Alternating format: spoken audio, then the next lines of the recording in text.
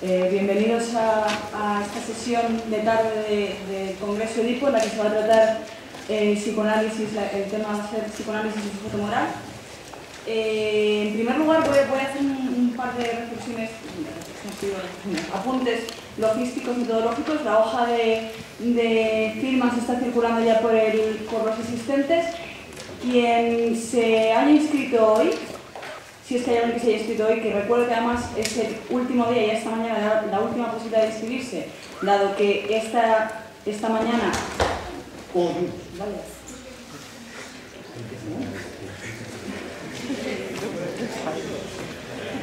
Bueno, que como decía esta mañana...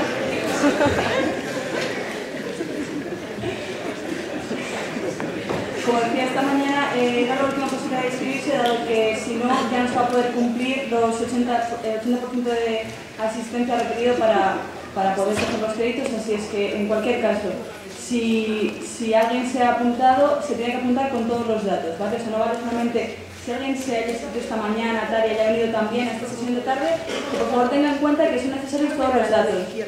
No solamente el nombre y la firma, sino que son necesarios el DNI, el teléfono, todos los datos necesarios, ¿vale? Pues voy a empezar presentando a los ponentes de esta mesa. Tengo a mi izquierda a Luis Alegre Zaunero. Luis Alegre Zaunero es doctor en Filosofía por la Universidad Complutense de Madrid y profesor del Departamento de Filosofía 4. Junto a Carlos Fernández Rivia ha escrito los libros El orden del capital, Educación para la ciudadanía, Democracia, Capitalismo y Estado de Derecho en 2007, Comprender Venezuela, Pensar la democracia, El colapso moral de los intelectuales occidentales en 2006. Con el Grupo Pandora ha publicado también una serie de libros de texto de filosofía destinados a la enseñanza secundaria, como Filosofía y Ciudadanía en el año 2011, Educación ético-cívica en 2008 y Educación para la ciudadanía en 2011 también. Han partido en esta universidad, la Complutense de Madrid, un curso sobre Freud como crítico de la cultura y es autor del artículo La libertad civil como condición de posibilidad de la autonomía moral, sobre la aportación de Freud al proyecto político de Kant. A mi izquierda tengo al profesor José Luis Villacañas, que es... ¿A mi derecha? Pues a mi derecha tengo a José Luis Villacañas, que es catedrático de Filosofía en la Universidad Complutense de Madrid y director del Departamento de Filosofía 3. Es doctor en Filosofía por la Universidad de Valencia, donde se licenció en 1977 con una tesis sobre la filosofía teórica de Kant. Sus líneas de trabajo más importantes versan fundamentalmente sobre historia intelectual europea y española, así como pensamiento político contemporáneo. Su interés fundamental aspira a perseguir el diálogo entre la tradición intelectual europea y la hispana en todos los momentos de su existencia, pero sobre todo en los momentos fundamentales del humanismo hasta la Ilustración, y desde Kant hasta Max Weber, que constituyen el eje de sus reflexiones teóricas. Entre sus libros recientes se pueden citar Historia de la filosofía contemporánea en 1997, la filosofía del idealismo alemán en 2001, Los latidos de la ciudad en 2005, ¿Qué imperio? Un ensayo sobre la biología imperial española en 2008, Poder y conflicto, ensayos sobre Carl Schmitt en 2008 también. Los textos que podríamos nombrar ya en el ámbito de reflexión de psicoanálisis y Freud son los siguientes, son una serie de artículos. En primer lugar, Dificultades con la ilustración, Freud sobre Fausto, Sustituciones de la omnipotencia y qué sujeto para qué democracia. Un análisis de las afinidades selectivas entre Freud y Kelsen. Pues bien, después de realizar esta presentación de las meras formalidades de alguna manera, voy a pasar a la lectura de un texto que hemos presentado para introducir esta mesa, para que todos podamos entender un poco mejor quizá la temática que se va a tratar aquí, que tiene un carácter, por decirlo así, introductorio, en el que también aparecen ciertos conceptos que quien haya asistido al resto de sesiones verán que ya han aparecido en distintas discusiones. Pues bien, voy a pasar a la lectura de este texto. Mucho se ha reflexionado acerca del tránsito del hombre desde el estado de naturaleza a un cierto estado social, siendo un tema central en los textos de, por ejemplo, filósofos como Hobbes o Rousseau. Y es que este preciso paso conlleva la necesaria formación de un sujeto moral, cuya acción y deliberación podrá depender de dos tipos de preceptos. Los preceptos de la razón, atendiendo a los cuales podríamos hablar de un sujeto autónomo, lo que ha venido a ser llamado sujeto moral en su estricto, o a los preceptos que, si bien de manera algo lábil, podríamos denominar del padre. esto es, imperativos de la cultura, mandatos de la religión, costumbres de la tribu, etc. Dicha distinción puede ser vista desde la perspectiva en una denominación algo más ilustrada del paso de la minoría a la mayoría de edad. En definitiva, se puede hablar de que el ser humano vendría a tener un segundo nacimiento, como consecuencia de la formación de un individuo que ha dejado atrás la infancia. Dicha idea, que por cierto aparece recurrentemente en otros campos como la etnología o la antropología. Otro factor ha de ser tenido en cuenta en esta cuestión es que el ser humano recibe la razón al mismo tiempo que el lenguaje. Este hecho abre la vía a la minoría de edad, ya que se arrastra con ello todos los residuos culturales totalmente arbitrarios desde el punto de vista de la razón, impidiendo distinguir de manera ingenua los tipos de preceptos de que hemos hablado. La Ilustración, al no ver con claridad la confusión que implica este hecho, tuvo asimismo dificultades para distinguir la voz del padre de la voz de la razón. Es precisamente en este punto donde la intervención freudiana es decisiva para el proyecto que pretendía servirse del propio entendimiento y la guía del otro, ese que entregaba la formación de un sujeto al trabajo de sí. En otras palabras, la época clásica de la Bildung. Freud, haciendo una profunda disquisición en el fondo de la psique humana, logra distinguir entre ello, yo y superyo, lo que da cuenta de una heteronomía donde parecía haber un legítimo gobierno autónomo. Para tales efectos, el análisis freudiano sacará a la luz los contenidos que han quedado reprimidos y los tratará en el plano de la conciencia, donde puede regir la razón. Es en esta medida en que el psicoanálisis puede estar en relación con un proyecto moral. Se convierte en un ejercicio de memoria asociado al dolor, en que se cifra, sin embargo, la responsabilidad. Si este proyecto está necesariamente restringido a época histórica y si lo que sabemos del hombre nos permite tener como posible una ilustración psicoanalítica, serán problemas que quizás salgan a la luz hoy. Pues bien, espero que con estas 3 palabras que se han dicho en este texto podamos entender mejor las ponencias. Empezamos con la ponencia de José Luis Villacañas, que se titula Ética y Humor. Sí, muchas gracias. No sé, ahora va, sí. Yo ante todo, como es natural, quiero felicitar de una manera muy sincera, muy franca, a los organizadores de este encuentro, que es completamente pertinente y apropiado.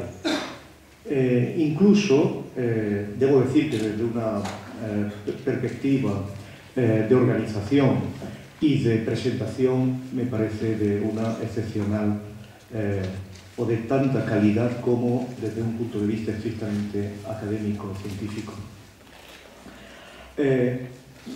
Hay una inquietud en la sala.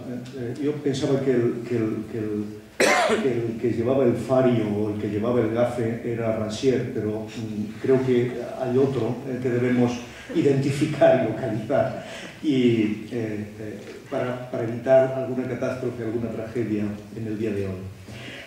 Yo voy a ir muy deprisa porque con Freud es muy complicado elaborar un argumento y voy a centrarme en una pequeña introducción previa y luego leer el texto específicamente relacionado con la conciencia moral y con el humor. Yo creo que como tesis avanzadas de una forma un tanto dogmática, podría decir que tanto el psicoanálisis como otras producciones científicas, al estilo Marx o Weber, significan el momento no ingenuo de la utopía burguesa. Walter Benjamin nos ha acostumbrado a identificar en la época burguesa una utopía. Y creo que estos pensadores, estos 3 grandes pensadores, son o se caracterizan porque ya no se relacionan de una manera ingenua con esa utopía burguesa.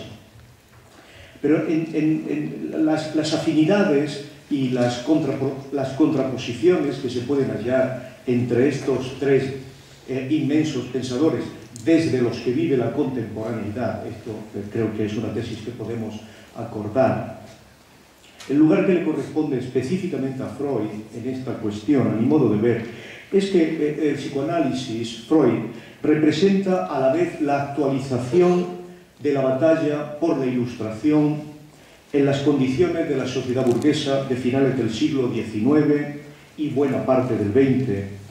Y por ello, la problemática del psicoanálisis asume la actualización / secularización de la problemática científica, moral y religiosa de las poblaciones occidentales o de las poblaciones europeas, cuyo denominador común cultural estaba atravesado por una inmensa evolución sostenida por el pensamiento clásico griego y judeocristiano.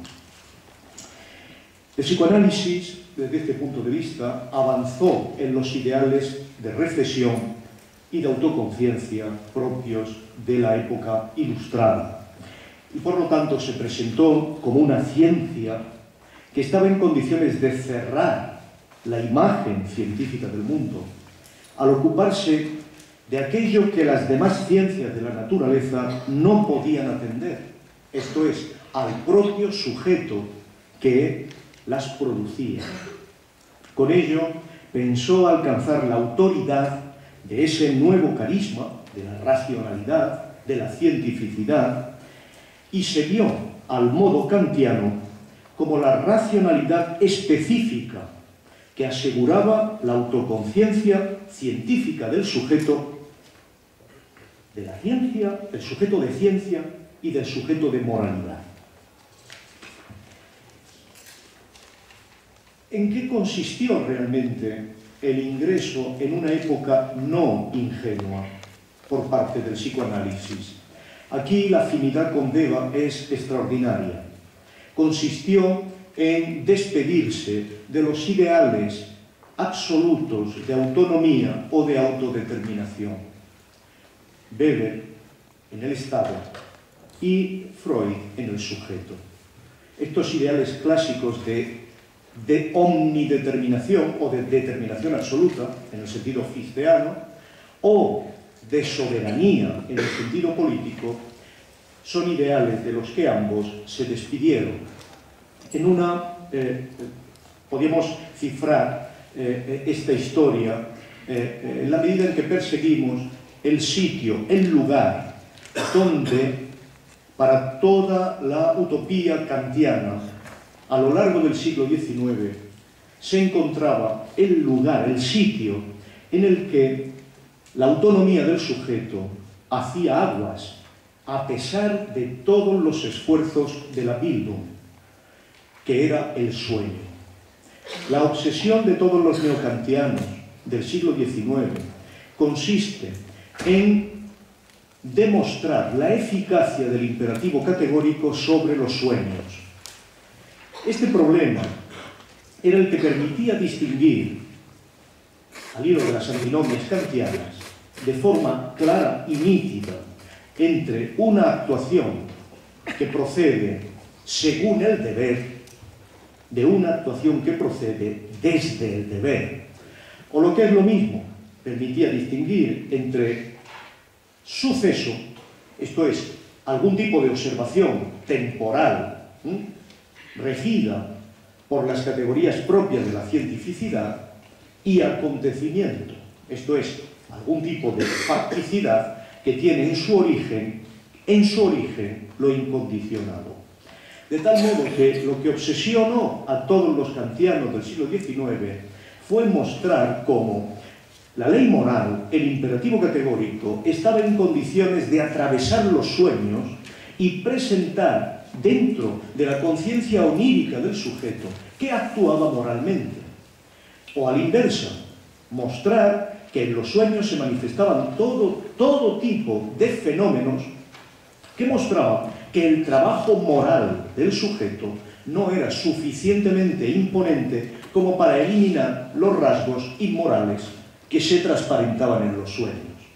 El test de la moralidad, esto es, el test de la conciencia pura, utópicamente pura, eran los sueños. Freud mostró de una manera clara que ese soberano no se relacionaba con lo que sucedía en los sueños como una alteridad, sino que aquello que emergía en los sueños no era un guerrillero, sino que tenía secretas alianzas con el soberano. Y esto exactamente es lo que demostró Weber en relación con la soberanía del Estado. Cuando estudia la emigración, cuando estudia a los polacos que llegan a Alemania atravesando la frontera del yo consciente, del Estado, del soberano, Weber descubre que esos polacos, en el fondo, son aliados del soberano. Esto es, en el fondo vienen producidos por una dimensión del soberano Estado que es incapaz de mostrarlo conscientemente, pero que en el fondo los está alentando. Y es extraordinario que Max Weber establece que el rasgo de la alianza entre el soberano, el Kaiser, la clase militar prusiana, y los polacos es el inconsciente que hace que los Junkers, con el Kaiser a la cabeza, en el fondo sean capitalistas sin saberlo. Esto es, en el fondo, la alianza se produce en el inconsciente de los soberanos. En este sentido, claramente, es sorprendente que en el momento en que esta utopía burguesa hace aguas, tanto Freud como Weber se vincularan o recurrieran a la cultura judía como la forma específica en que se podían reactivar algún tipo de energías de responsabilidad para hacer frente al problema de una sociedad burguesa desencantada. En este sentido he hablado de elaboración científica de la conciencia moral, pero también aludí a la secularización de la vida religiosa. Se trataba de un proceso único, del mismo proceso. Y es curioso que al final de sus vidas, estos dos héroes intelectuales de la sociedad burguesa, Weber y Freud, recurrieran a la cultura judía, a su concepción profética y a su evolución milenaria, una evolución milenaria dirigida hacia la despedida de la omnipotencia imperial, hacia la despedida de la soberanía, una tradición que en el caso judío se ha quebrado recientemente con el sionismo, para ofrecer a una sociedad en peligro sus propuestas de consciente autenticidad y sus exigencias afectivas de responsabilidad. Todavía está por hacer el análisis comparativo adecuado de la mirada de Weber y de Freud sobre el judaísmo antiguo, sobre el profetismo y sobre el monoteísmo. Hoy no podemos detenernos en Weber, pero sin duda alguna el psicoanálisis bien podría reconocerse en el Salmo 90, que en la Biblia de Jerusalén lleva por título Fragilidad del hombre. En él, de forma coincidente con las investigaciones de Melanie Klein, se afirma un superyo que entra en la vida psíquica casi al unísono con el inconsciente, y no al modo freudiano, tras la solución del complejo de Edipo. Desde siempre hasta siempre tú eres Dios, dice el Salmo, o desde siempre hasta siempre tú eres ley, se podría decir. Y por eso desde siempre ha existido violación de la ley y crimen. Todavía Jacques Lacan pudo decir, la sentencia de que la ley hace el pecado sigue siendo cierta al margen de la perspectiva escatológica de la gracia en que la formuló Pablo.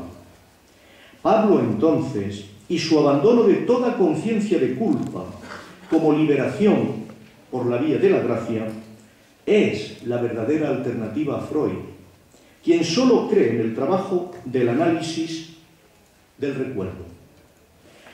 No gracia, análisis del recuerdo. Freud, como fidelidad al judaísmo antiguo, al ser humano que, atravesado por la fragilidad, pudo pronunciar una especie de oración trascendental en la que se forjó una divisa, en la que el psicoanálisis y la ilustración coinciden. Enséñanos a contar nuestros días para que entre la sensatez en nuestra cabeza. La clave que diferencia de una manera fundamental a Freud de todos los postkantianos consiste en que los postkantianos daban por hecha, por un factum de la razón, la conciencia moral, y trataban de mostrar hasta qué punto esa dimensión nouménica del ser humano podía atravesar en el sentido lacaniano fuerte, el cuerpo, atravesar el deseo, atravesar la sensibilidad. La idea, como he dicho antes, tenía que ver con la transparencia perfecta de los sueños a la ley moral. Uno de aquellos autores, Hildebrand, lo expresó así: mucho de lo que nos acompaña durante el día puede retroceder en las horas de reposo, pero el imperativo categórico de Kant se ha pegado tanto a nuestros talones como acompañante inseparable que ni aun mientras dormimos nos separamos de él. Freud conocía todos estos textos porque los había citado y estudiado pormenorizadamente en el capítulo sobre el contenido moral de los sueños. Y el descubrimiento de Freud, como el de Weber, consistió en que los sueños no estaban entregados al dualismo de la naturaleza sensible y la naturaleza nouménica del kantismo, sino que estaba producido por un trabajo, por una elaboración, en realidad por más de una elaboración primaria, elaboración secundaria, que en modo alguno podía caracterizarse de automatismo. En términos kantianos, sin embargo, el dualismo era el elemento fundamental, derivado de aquel texto kantiano que dice así: el sueño sirve para descubrirnos nuestras disposiciones, es antropología, nuestras disposiciones ocultas, y para revelarnos no lo que somos, sino lo que habríamos podido ser si hubiéramos tenido otra educación. El sueño, para Kant, testimoniaba efectivamente lo no elaborado todavía por la educación, pero lo que afortunadamente la educación dejaba que se manifestara solo en el sueño. De tal modo que este tipo de sueños ofrecía tanto el aspecto de un éxito como el aspecto de un éxito que todavía no era completo. La metafórica del sueño, desde este punto de vista, era exactamente la misma que la metafórica de la ilustración. Estamos en proceso de ilustración, pero no en una época ilustrada. La dimensión utópica habría sido que, justamente, la conciencia moral atravesara el sueño y nos presentara como actores morales, incluso en los sueños. El hecho de que no fuera así nos mostraba que solo nos permitíamos ser criminales, o algo parecido, en los sueños, con lo que la educación había triunfado, pero evidentemente nos mostraba lo que podía volver a emerger si la educación relajaba sus tensiones. En cierto modo, Kant vino a decir en el ensayo sobre las enfermedades de la cabeza que el loco es alguien que sueña despierto. El loco es esencialmente aquel en el que se revelan los sueños, por lo tanto lo no elaborado por la educación, pero en la vida de vigilia. Esto, como podéis suponer, es ya el análisis que hace Lacan sobre el psicopatólogo o el criminal en el sentido más socialmente más claro. Freud no podía, como es natural, aceptar que el imperativo categórico era un factum de la razón, o al menos no un factum de la razón asegurado trascendentalmente, sino que tenía que establecer algún tipo de argumento por el cual se mostrara el origen mismo del imperativo. Por otra parte, Freud tampoco estaba en condiciones de aceptar que lo que sucedía en los sueños era el reflejo de un dualismo constituyente de la personalidad, sino que intentó elaborar de una manera mucho más compleja cómo intervenían los elementos de la vida consciente en el sueño. Y para eso tuvo que romper la tesis de Silberer. Silberer era otro kantiano, había organizado muchos argumentos y muchos experimentos para mostrar hasta qué punto la vida consciente de la vigilia tiene podemos decir, produce una metafórica reconocible en la vida del sueño. Esto es, no un camuflaje, sino un tipo de asociaciones o de identidades expresamente reconocibles. Esto es lo que en Freud se llamó la elaboración secundaria. Pero para entender lo que quería hacer Silberer, os leo un fragmentito de uno de sus experimentos mentales. Silberer se ponía a sí mismo en situaciones psíquicas extremas, en situaciones de un cansancio, de una reiteración de estrés psíquico, con la finalidad de mostrar cómo en los sueños se reflejaba ese estrés psíquico. En un momento, para cansarse, elige un problema viejo como el mundo, el problema del tiempo de San Agustín. Y dice Silberer: procuro comparar las opiniones de Kant acerca del tiempo con las de Schopenhauer. Sin embargo, el problema le supera como es natural y el cansancio apremia. La estructura comparativa se le escapa. Piensa o en Kant o en Schopenhauer, pero no en los dos a la vez. Lo cual, dice, es indispensable. Vuelve a la deducción trascendental. Cuando cree que la tiene agarrada, pasa a Schopenhauer. Pero he aquí que cuando quiere volver a Kant, se le escapó todo. En vano me empeño por recobrarlo, dice. Y entonces la cita de Freud acaba así: este vano empeño por encontrar ahora los legajos de Kant, traspapelados en algún lugar de mi mente, me es figurado de pronto, teniendo ya cerrados los ojos, como símbolo plástico intuible, semejante a una imagen onírica. Es el problema de cómo el pensamiento produce imágenes, pero produce imágenes que mantienen el vínculo de identidad, aunque sea un vínculo de identidad metafórica, con el pensamiento que las ha producido. Y la imagen onírica es esta: pido una información a un secretario gruñón que, inclinado sobre mi escritorio, hace oídos sordos a mi insistencia. Incorporándose a medias, me mira enfadado y me la rehúsa. He aquí un sueño que testimonia un combate real, no por la purificación moral, sino por el conocimiento. Y he aquí una imagen onírica simbólica, ese secretario gruñón, que representa a un enojado Kant, al tiempo mismo, o al yo dañado y dolido por las exigencias inhumanas de un esfuerzo mental. Freud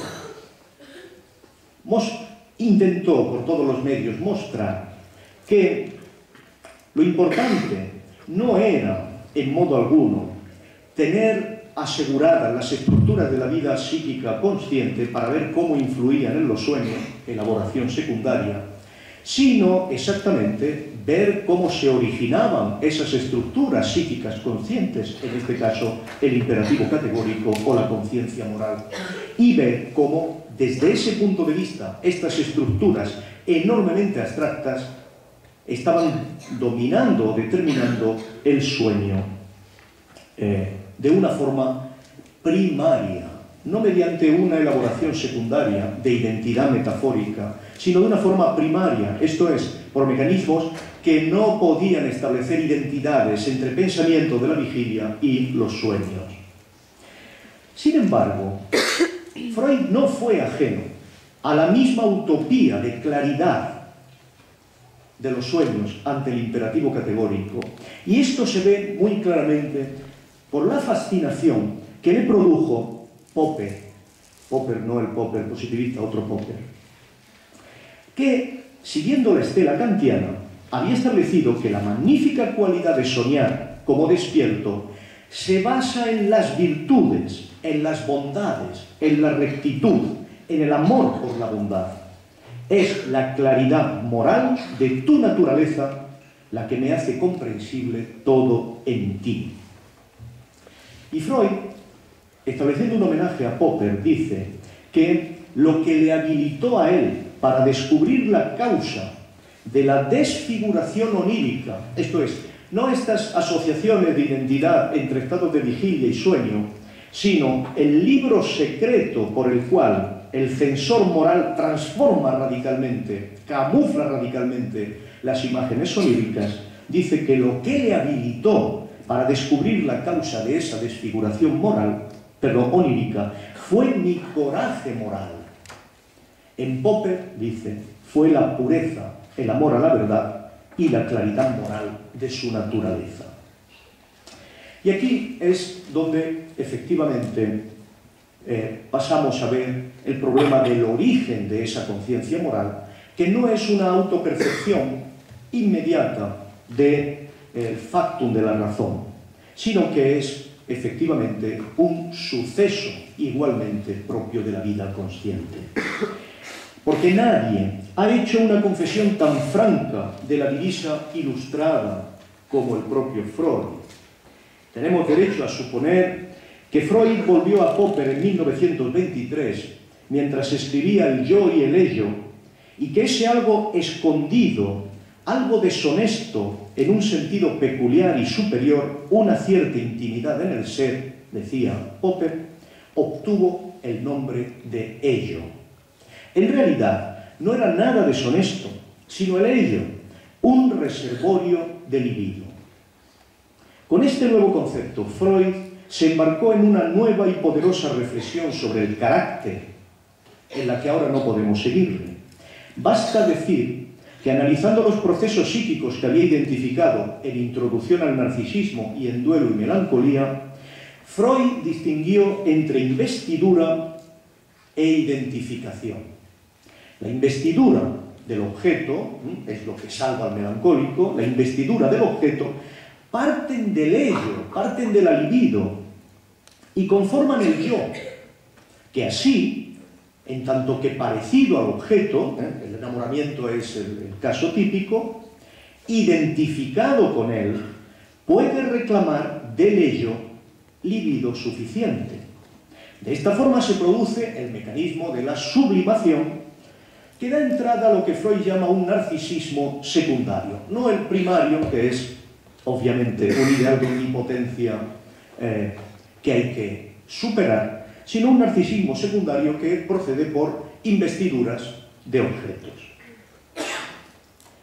Aunque curiosamente estas investiduras tienen la estructura de lo fragmentario, en el sentido de las esferas de acción weberianas, identifican un objeto, pero nunca un objeto que, en tanto que narcisismo originario, agota la libido del ello, Freud mantuvo que como estructura de investidura, de identificación, de sublimación, de carácter, tiene que poseer una especie de arquetipo, de experiencia originaria. Y así tiene que haber algo parecido a, esto no lo dice Freud, lo digo yo, tiene que haber algo parecido a un carácter trascendental, esto es, tiene que haber algo parecido a saber lo que es identificación. Entonces, Freud habló de identificaciones primarias, que son universales y duraderas. Y este fue el problema de la génesis del ideal del yo. Este, en efecto, esconde la identificación arquetípica, primaria, condición de posibilidad de toda investidura ectipa, podemos decir, con Kant, de toda otra investidura secundaria. Esta prehistoria personal constituye, dice Freud, la identificación con los progenitores.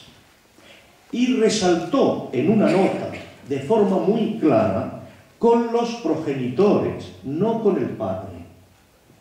Esto, como es natural, lleva a muchos problemas que no podemos abordar aquí, solo porque hay una identificación originaria con los progenitores, hay, por ejemplo, bisexualidad originaria. Dejamos estos problemas porque lo que nos interesa es que en esta identificación originaria Freud situó la génesis de la conciencia moral, la alojó en la instancia del superyo y la hizo en todo caso igual al imperativo categórico. Es más, propuso una ley de su destino que permitiría explicar las dificultades de la ilustración, esto es, la intensidad o no de la eficacia del superyo. Entonces dijo, el superyo conservará el carácter del progenitor y cuanto más intenso fue el complejo de Edipo y más rápido se produjo su represión, por influjo de la autoridad, de la doctrina religiosa, de las enseñanzas o de la lectura, tanto más riguroso devendrá después el imperio del superyo como conciencia moral, quizá también como sentimiento inconsciente de culpa sobre el yo. ¿De dónde extrae, dice Freud, la fuerza para este imperio, el carácter compulsivo que se exterioriza como imperativo categórico? Conteste o no esta pregunta, Freud vio en esta estructura de identificación la condición de posibilidad de la evolución humana, la formación de la cadena simbólica capaz de unir generaciones humanas y escapar a las condiciones extremas, dice Freud, de penuria de la era de las glaciaciones, la clave por la que la especie ha sobrevivido. La especie ha sobrevivido porque supo encontrar esta cadena simbólica.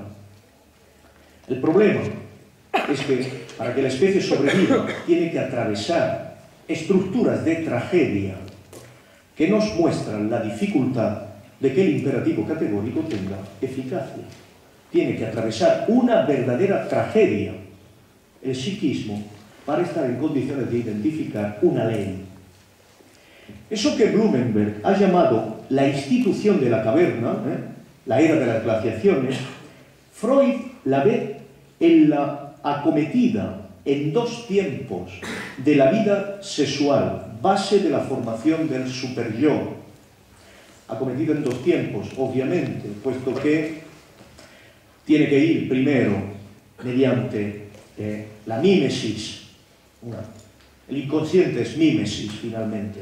La mímesis que quiere mantener activado el triángulo de omnipotencia con los progenitores.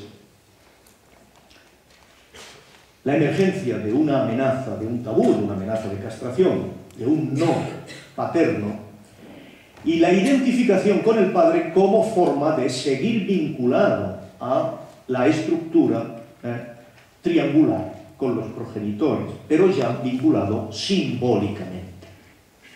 Freud dijo que ahí se reunían la biología y la historia, y eso tenía que suceder siempre, en cada generación que viene al mundo.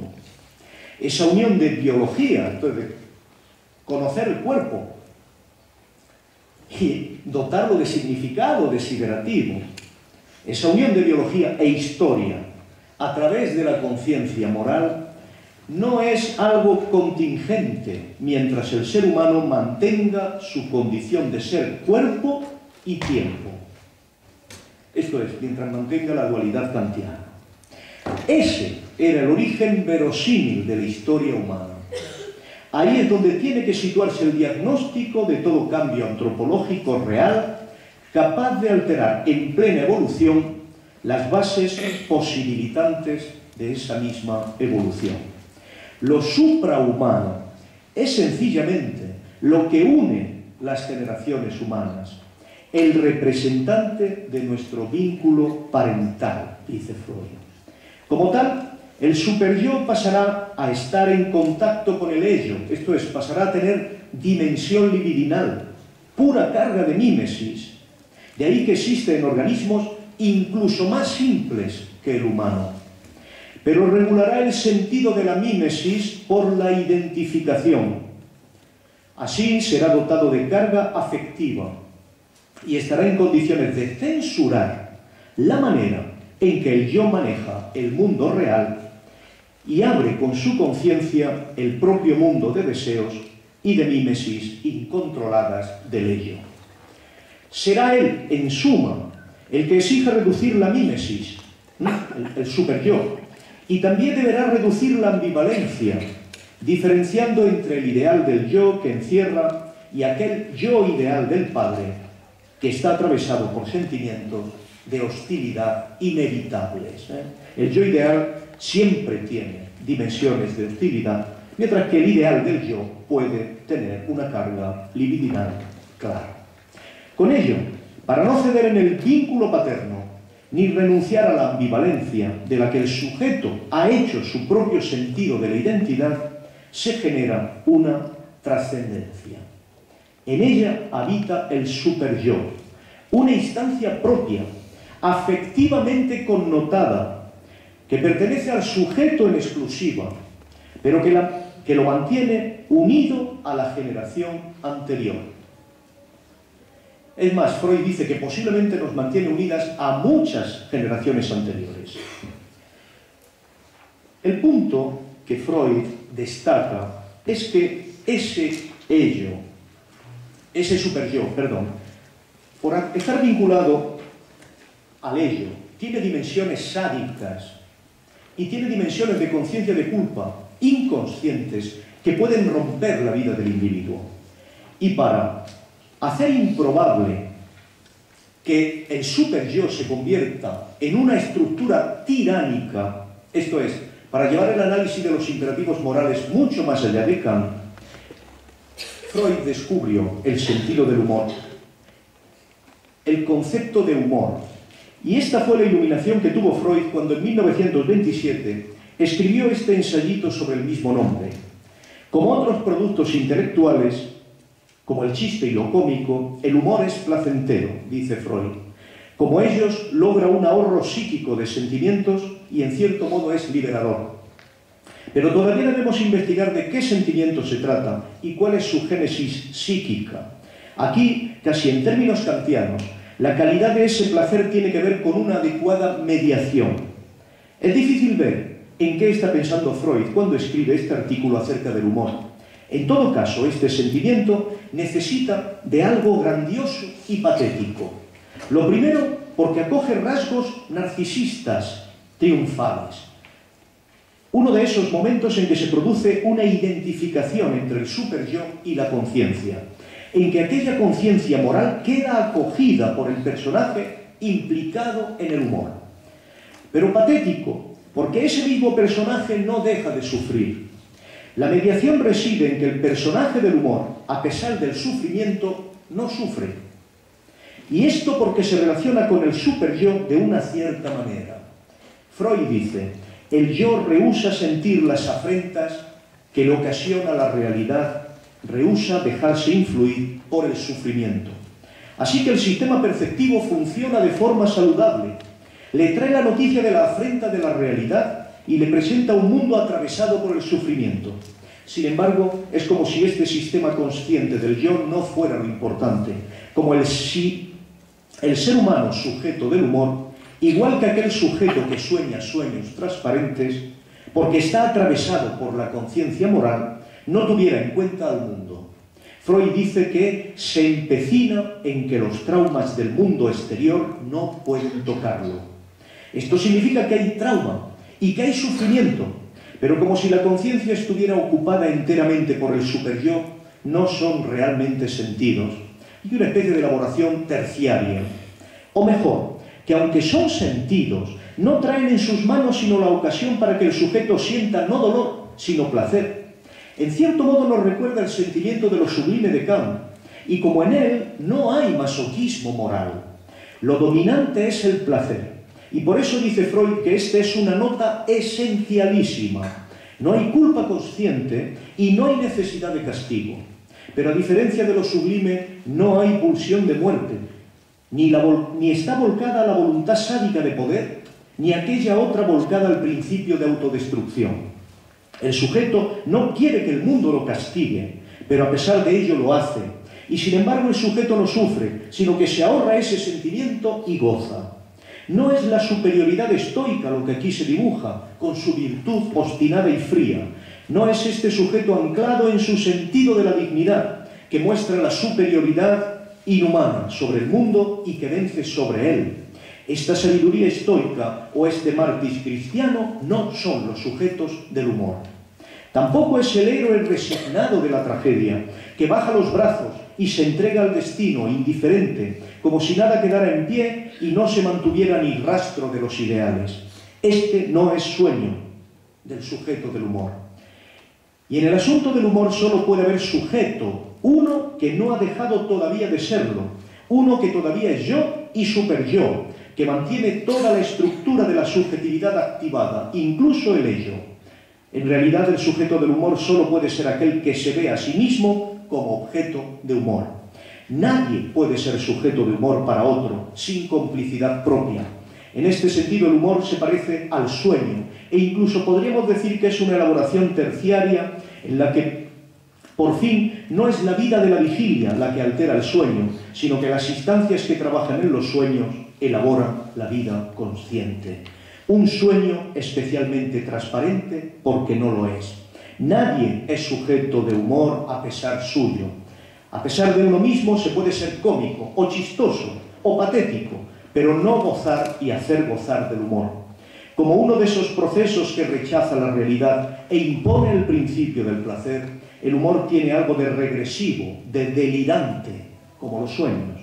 Y sin embargo, las instancias del psiquismo no se relacionan como una censura, un pacto, un desplazamiento, una condensación, un trabajo de ocultamiento o una elaboración secundaria.